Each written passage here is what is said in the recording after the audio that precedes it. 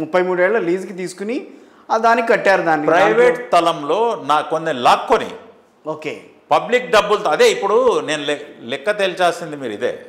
ఏ డబ్బులు ఎక్కడికి వెళ్ళాయి, ఆ డబ్బులు ఎక్కడి నుంచి వచ్చాయి మీకు, దట్ ఈస్ ఇంపార్టెంట్. అది ఇసుక నుంచి వచ్చాయా, మద్యం నుంచి వచ్చాయా, తప్పలేదు. మీ డబ్బులతో మీరు కట్టుకోండి, తప్పలేదు. ఆ డబ్బు కట్టిన డబ్బు ఎక్కడి నుంచి వచ్చింది, that is the problem. Okay including ఆరోపణలు. తాడేపల్లిలో సొంత ఇంటికి కట్టింది కూడా ఆరోపణలు ఉన్నాయి. మనకు తెలుసా, వికేంద్రీకరణ అనేది 1936లో ఉంది. పెద్ద మనుషులు ఆలోచించారు. ఒక చోట యూనివర్సిటీ, ఒక చోట రాజధాని, ఒక చోట ఏమని, ఇట్లా లేకపోతే ప్రాంతీయ వైషమ్యాలు వస్తాయి. అవును రైట్. కానీ ప్రాంతీయ వైషమ్యాల ఈయన థియరీ వేరు. 3 రాజధానులు, వైజాగ్లో భూముల మీద కన్ను, ఇంక్లూడింగ్ ఆ ఎల్వి సుబ్రహ్మణ్యం గారు మొన్న నాతో పాటు ఉన్నవాడు చెప్తున్నాడు ఆయన, అదేనా ఈ స్టీల్ ఫ్యాక్టరీ అదేంటి మన ఆంధ్ర ఇది కొట్టేయను, స్టీల్ ప్లాంట్ కొట్టేసి ఇక్కడ నేను రాజధాని నిజమేనంటారా? మరి ఎల్వి సుబ్రహ్మణ్యం గారితో అన్నాడని ఆయన చెప్తున్నాడు. ఓకే ఎస్ అంటే లేదు సార్ ఇది కుదరదు అది అని ఆయన అఫ్ కోర్స్ ఈ పుట్ ఇస్ ఫుట్ డౌన్. అంటే ఆలోచన తీరు ఏంటంటే వికేంద్రీకరణ కాదు. అక్కడ రిషికొండలోనే బిల్డింగ్లు కట్టాల్సిన అవసరం ఏముంది?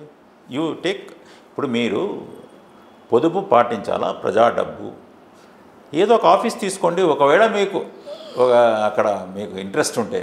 కానీ విలాసవంతంగా వస్తుంది అనేది ఎవరికి తెలియదు మొన్నటి వరకు. డబ్బులు లేనప్పుడు ఆ డబ్బు అంత ఖర్చు పెట్టడం, ఇప్పుడు ఏదో ప్రెసిడెంట్కి ఉపయోగిస్తాం, ప్రైమ్ మినిస్టర్కి ఉపయోగిస్తాం, దేనికన్నా అనవసరం. ప్రెసిడెంట్ వాటన్నింటి మున్సిపల్ భవనాలు, కార్పొరేషన్ చాలా భవనాలు అంటున్నారు కదా. పరిపాలన రాజధాని ఎవడు పెట్టడం, పరిపాలన పెట్టుకోండి, దానికి రాజధాని అనే పదం ఎందుకు? ఇప్పుడు ఎంతో బిల్డింగులు కొన్ని అట్లీస్ట్ తెలుగుదేశం హయాంలో అమరావతిలో కట్టిన బిల్డింగులు దాన్ని మీరు కంప్లీట్ చేసి ఉండొచ్చు. ఎమ్మెల్సీలకు, ఆఫీసర్లకు, తర్వాత నాకు కూడా కేటాయించి బాగుండేది అని మీరు కూడా అనొచ్చు. ఎమ్మెల్సీగా నేను అట్లనే కాదు, సర్వింగ్ ఎమ్మెల్సీస్ మీరు అక్కడక్కడ ఉండే బదులు ఖర్చు తగ్గుతుండండి. ఇక్కడ తర్వాత ఆఫీసర్లు ఎక్కడో వాళ్ళు అక్కడ ఉండి వాళ్ళకి హెచ్ఆర్ఏ ఇచ్చే బదులు ఇక్కడ వాళ్ళు పూర్తి చేస్తే ఇక్కడ ఉండొచ్చు కదా. Instead of building that 500 crore palace in Vizag, this could have been better. Right. నేనేమంటానంటే ఆ ఆలోచన తీరు, వికేంద్రీకరణ ఆలోచన, అన్ని ప్రాంతాల అభివృద్ధి కావాలా, రాయలసీమ, ఉత్తరాంధ్రకి ఏం కావాలండి? ప్రాజెక్టులు కావాలా. మీరు అన్నారు వంశధారలు, ఇవన్నీ ప్రాజెక్టుల అభివృద్ధి. అక్కడ జరిగింది ఏమిటి?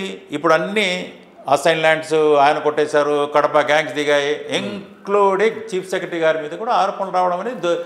తర్వాత ధనంజయ రెడ్డి గారు అక్కడ ఉండి ఆయన కొందరిని పంపడం, ఇవన్నీ ఆరోపణలు ఇప్పుడు వస్తున్నాయి. సరే సార్, అసలు మీరు ఎన్నికలకు ఒక 1 year ముందు ఎందుకు బయటకు వచ్చేసారు పార్టీలోంచి? అంటే అక్కడ పెద్దిరెడ్డి గారు ఇన్ఛార్జ్ రీజనల్, ఆయన he wanted to get his candidate రాయలసీమకి. సరే, క్యాండిడేట్ని తెచ్చుకోవడంలో తప్పులేదు, కానీ నేను అక్కడ ఉండగానే ఆ క్యాండిడేట్ని అక్కడ పంపడం నాకు నాయన నువ్వు వచ్చి పార్టీ వర్క్ చూసుకొని చెప్పి ఉండాల్సింది. అది కొంచెం అవమానకరంగా ఫీల్ అయ్యాను నేను. గ్రాఫ్ థియరీ ఒకటి ఉంది. ఓకే, మీ గ్రాఫ్ పడిపోయింది, ఓకే వాళ్ళ దృష్టిలో పడిపోయి ఉండొచ్చు. కానీ హిందూపూర్ కేటాయించారు, గెలవలేకపోయారు మీరు. సరే, ఆ తర్వాత ఎమ్మెల్సీ గెలవలేకపోయారంటే అంటే పార్టీ మీకు దానికి చేదోడు వాదోడుగా మీతో పాటు నడిపించలేదని అంటారా కార్యకర్తలు? లేదు, హిందూపురం సీటు నాకు ముందు నుంచి ఇచ్చింటే గెలిచేవాళ్ళం 19లో అనుకుంటున్నాను నేను, ఆర్ అట్లీస్ట్ గట్టి పోటీ ఇచ్చేవాళ్ళం. కానీ అబ్దుల్ గనీ గారికి ఇవ్వడం ఫస్ట్ 2019లో, ఆయన ఒక సుమారుగా ఆయన ఒక 23-24 రోజుల ముందు బరిలోంచి తప్పుకున్నాడు నా చేత కాదని.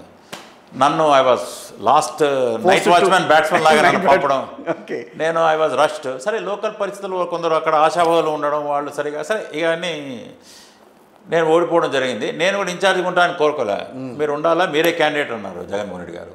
నేను అట్లా ఉండిపోవడం, అన్నీ సర్పంచ్ దగ్గర నుంచి అన్ని ఎలక్షన్లు గెలిచాము. తర్వాత సరే గ్రాఫ్ తగ్గిందో ఏదో చంద్రశేఖర్ రెడ్డి నెల్లూరులో ఆయన కూడా చెప్పాడు, నా గ్రాఫ్ కాదు నాయన నీ గ్రాఫ్ పడిపోయిందని. క్యాండిడేట్ గ్రాఫే పడిపోయింది, నా గ్రాఫ్ బాగుంది అనుకోవడం అదొక విచిత్ర మానసిక స్థితి. ఎందుకు అసలు పార్టీ పనిచేయట్లేదు? ముఖ్యమంత్రిగా నా గ్రాఫ్ బాగుంది, మీ గ్రాఫ్ బాగలేదు. ఇప్పుడు no that's not the way you should look at. నాదని కాదు, నాకేముంది, నేను ఎప్పుడు కంటెస్ట్ చేయాలని అనుకోలేదు ప్రత్యక్ష రాజకీయాలు. ఇప్పుడు కూడా టీడీపీలు చేరినప్పుడు నేను ఏ షరతులతో చేయలేదు, లేదా కంటెస్ట్ చేస్తానని లేదు, లేదా ఒక పదవి ఇది ఇవ్వండి అని అడగలేదు. మైనారిటీల విషయంలో కొంచెం మీరు మైనారిటీ విషయంలో ఏదైనా సేవ చేయలే ఏదైనా పోస్ట్ ఉంటే ఓకే, అదర్వైజ్ 3 ఏళ్ళు ఎమ్మెల్సీగా ఉన్నారా? ఇంకా 3 ఏళ్ళుగా ఉండగా రిజైన్ చేశాను. ఎందుకంటే ఒక పార్టీ నుంచి వచ్చేటప్పుడు నేను కొంచెం అవమానకరంగా ఫీల్ అయ్యి, సరే ఒక అంత అవమానకరమైన పరిస్థితి అంటే నేను అక్కడ ఉండగానే ఇంకొకళ్ళని పిలిచి వాళ్ళ నువ్వు పోటీ ఒక ఇన్స్పెక్టర్ కుర్చీలో ఉండగానే ఇంకొక ఇన్స్పెక్టర్ వచ్చి నాకు ఆర్డర్ వచ్చిందని లెగడం.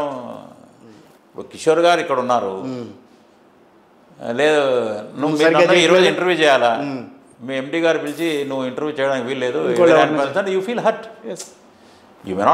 You may or may not walk out. Yes. But today you are not supposed to interview Iqbal. No. అన్నారనుకోండి, you should tell you the reason కదా. ఏదో మీరు ఈరోజు బాగలేదు గ్రాఫ్ పోయిన అది ముందే చెప్పాలి, లేదా నిన్ను లేదా you are transferred, we are removing you from vibrant అంటే suddenly somebody comes in your place, that hurts you. అది జగన్మోహన్ రెడ్డి గారు, ఈ పెద్దిరెడ్డి, ధనంజయ రెడ్డి వీళ్ళు ఇప్పుడు ఆల్రెడీ జక్కంపోటి రాజా గారు లాంటి వాళ్ళు, ఇంక్లూడింగ్ కేతిరెడ్డి కూర్చోబెట్టడం, ఫోన్లు ఆన్సర్ చేయకపోవడం, అపాయింట్మెంట్లకు అంచెలంచెల భద్రతలు, ఇవి ఇన్సల్టింగ్గా ఉంటాయి అక్కడ. యూనో హ్యాపీగా అక్కడ పోయాము, అక్కడ ఉన్నారు. ఇప్పుడు ఎవరు అయ్యా ఈ కార్డ్బోర్డ్ దాటితే ఆయన మీటింగ్ పెట్టుకొని ఉంటాడు, మీటింగ్ అయిపోయింది, ఆల్ మీట్, వై నాట్. ఇప్పుడు 10 to 12 జాబు, 10 to 1, తర్వాత 3 to 3, 4 to 6 దట్స్ ఖతం అంటే ఎలా అవుతుంది? ముఖ్యమంత్రి Saturday Sunday holidays, relax, enjoy అంటే that's not the way CM functions. ఒక రాష్ట్రానికి ముఖ్యమంత్రి ప్రజాప్రతినిధి, అట్లా కాదు చేయాల్సింది. నో ఇప్పుడు నువ్వు పులివెందులు అందరినీ జనం కొందరు వచ్చి తిడుతున్నారు, రాజశేఖర్ పేరు చెడగొట్టావు, అయినా కూడా కలుస్తున్నాడు కదా. So that's how it should have been done before. నెల్లూరుకి వెళ్ళినప్పుడు కూడా ఎవరిని కలవలేదంటే బుక్కేలు తీసుకున్నాడు, భూమికి విసిరి కొట్టి వెళ్ళిపోయారు. నేనేమంటానంటే మానసిక ఇది నుంచి ఆయన బయటికి వచ్చి అట్లా ఇప్పుడు పార్టీ మనుగడ నాకు కష్టం అనిపిస్తూ ఉంది. ఎందుకంటే ఆల్రెడీ 10 years నుంచి ఆయన బెయిల్లో ఉన్నాడు కేసుల్లో. ఇది అయినా మనం తట్టుకొని 24లో గెలిచి ఉంటే మొత్తం ఓరియంటేషన్ జరిగింది. అది ఇప్పుడు every week court is saying they have to. ఇక రాబోయేది ఏ తీసుకున్న స్కామ్ లాగా కనిపిస్తూ ఉంది. ఇప్పుడు దానికి బాధ్యత అంత పై వరకు పోతుంది కదా. ఇప్పుడు ఒక్కొక్కటి టీడీఆర్ బాండ్స్ స్కాము, ఇసుక స్కాము, మద్యము స్కాము, మార్ట్గేజ్లో స్కామ్, యూనో ఇక ఒక్కొక్కటి తీస్తూ ఉంటే మీకు వెళుతూ ఉంటే బైజూస్ స్కాము, ట్యాబ్లు స్కాము, మీరు you name it, they don't have to go deeper in to the తర్వాత మైనింగ్లు, రాయల్టీలు స్కాము, నెల్లూరు జిల్లాలో సిలికా అక్కడికి పంపడము, ఈయనో ఏమి పెద్ద ఇన్వెస్టిగేషన్ పరిశోధన అక్కర్లేదు, కనపడుతుంది రైటింగ్ ఆన్ ద వాల్. మాది ఒక ఐజీ ఎక్స్పీరియన్స్తో మీరు చెప్తున్నాను పోలీసు అధికారిగా అట్లా ఉన్నాయి. సో ఈ కేసులు అసలు కేజ్రీవాల్ అనేది ఏముందండి, అందులో 100 కోట్లు లిక్కర్దే మీరు తీసుకోండి. ఒక ఉదాహరణ ఇస్తున్నాను, 100 కోట్లు దగ్గర ఏదో వాళ్ళు ఇచ్చారు వీళ్ళు ఇచ్చారు. ఇక్కడ మీరు లిక్కర్లో క్యాష్ ట్రాన్సాక్షన్స్ రిజల్ట్ June 4 వచ్చిన తర్వాత వరకు కూడా అప్పుడు ఒక జీవో ఇచ్చారు, ఏమని, ఇప్పుడు మీరు డిజిటల్ చేయండి అని. If you remember, even in government depots వీళ్ళ ఆపరేటర్సు అక్కడ గవర్నమెంట్ డిపోలో కూర్చొని ఎవడి క్యాష్ ఎంత వచ్చింది, ఎవడు ఎంత తీసుకెళ్ళాడు అని తెలియదు.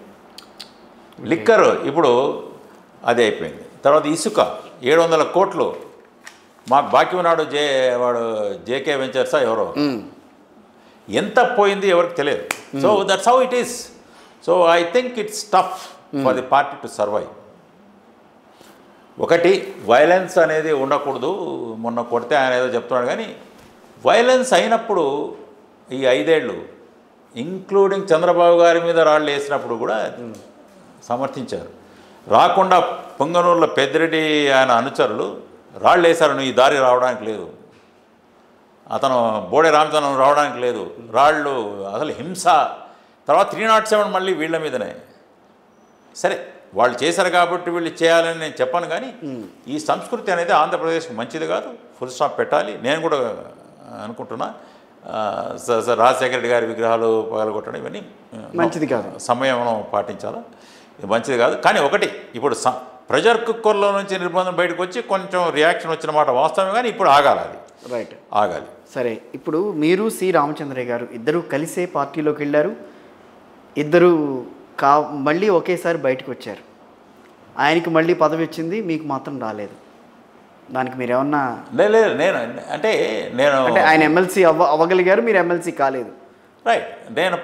దానికి ఏమన్నా ప్రత్యేక రీజన్ ఉందా? నేనేమని కోరానంటే, నాకు ఒక మైనారిటీస్కు సేవ చేసుకునే అంటే ఒక ఏదైనా వింగ్ ఉంటే ఇవ్వండి అని నేను కోరడం జరిగింది. సో ఎమ్మెల్సీ మీద నేను పెద్దగా, సో మీరు కాదంటేనే జనసేనకు ఇచ్చారు.